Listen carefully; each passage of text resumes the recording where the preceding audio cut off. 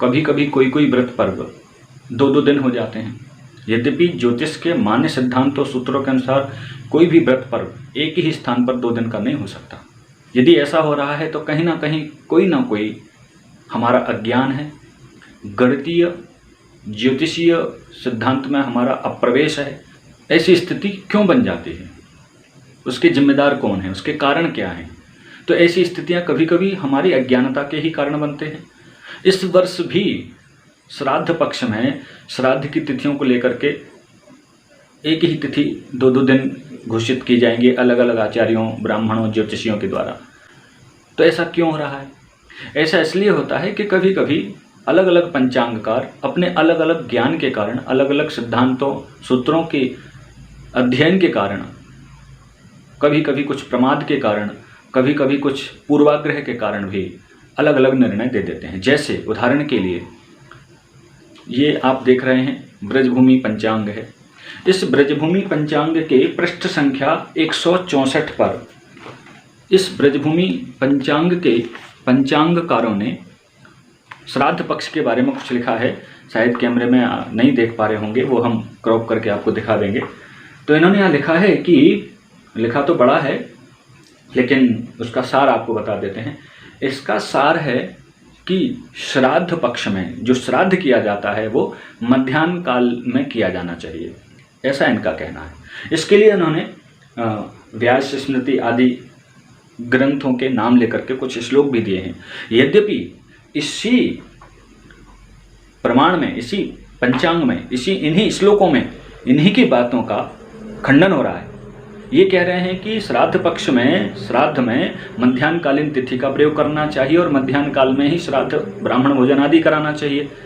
ये इनके पूरे लेख का सार है। लेकिन इन्होंने जो श्लोक प्रमाण दिया है वो मैं आपको बताता हूँ। इन्होंने लिखा है, आम श्राद्धंतु पूर्वाह्ने एकोद्दिष्टंतु मध्यमे पार्वणं चापराह्नेतु प्रातर वृद्धि निमित्तकम पूर्वाह्ने दैविकम श्राद्धम अपराह्ने तु पार्वणम एकोद्दिष्टंतु मध्याह्ने प्रातर वृद्धि निमित्तकम।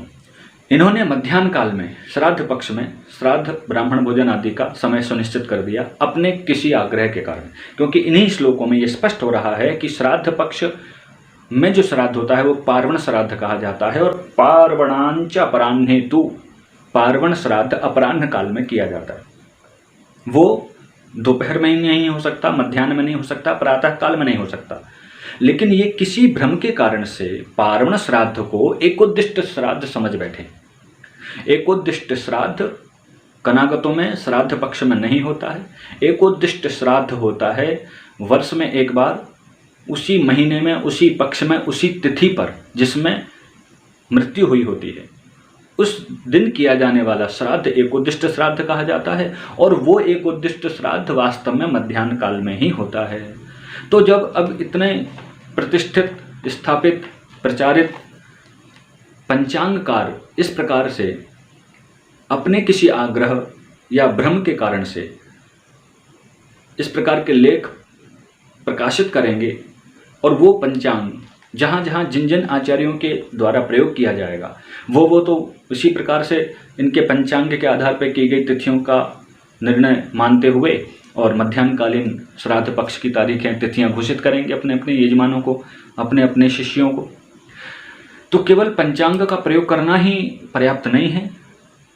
पंचांग प्रयोग करने के लिए भी हमको विवेक का सहारा लेना पड़ेगा, अन्य ग्रंथों का हमें स्वाध्याय करना पड़ेगा, अध्ययन करना पड़ेगा, प्रामाणिक पंचांगों को हमें स्वीकार करना पड़ेगा।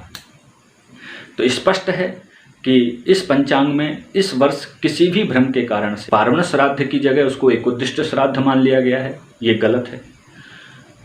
पार्वण श्राद्ध अपराह्न काल में होता है, दोपहर समाप्त हो जाने के बाद के समय में ब्राह्मण भोजन आदि होते हैं, जबकि ये मध्याह्न काल में बता रहे हैं। ये पूर्ण रूप से गलत है। इसलिए आपको और हम सबको चाहिए कि प्रामाणिक पंचांग, प्रामाणिक ग्रंथों का स्वाध्याय करें, प्रामाणिक विवेकशील शास्त्राध्यायी आचार्यों की संगति करें